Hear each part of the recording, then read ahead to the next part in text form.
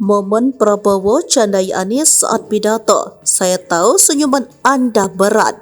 Pidato menyejukkan dari Prabowo Subianto usai ditetapkan KPU Rabu 24 April 2024 membuat adem.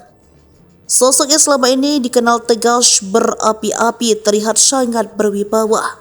Sejumlah nama dia sebut mulai Anies Baswedan, Muhaimin Iskandar, Mahfud MD dan Ganjar Pranowo serta Presiden Jokowi dan Gibran. Sayang Ganjar, Mahfud serta Puan Maharani dan PDIP tak tampak hadir dalam acara tersebut. Prabowo mengatakan kontestasi di antara tiga pasangan calon telah dilakukan. Persaingan, perdebatan keras dan penuh semangat, disertai pandangan-pandangan tajam di antara merupakan tuntutan demokrasi. Namun menurut Prabowo, kontestasi tajam ini terjadi perdebatan panas dan mengaduk emosi pendukung.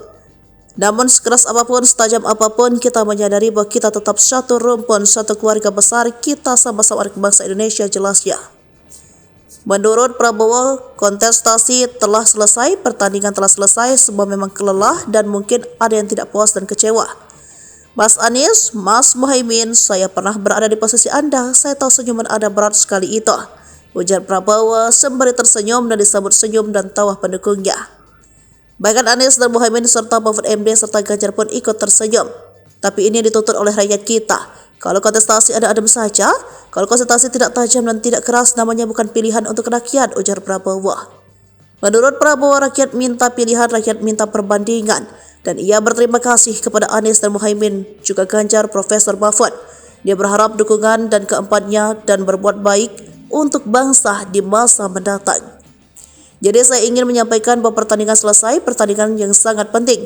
Kontestasi yang sangat penting karena ini yang diminta rakyat, rakyat membutuhkan pilihan, ujarnya.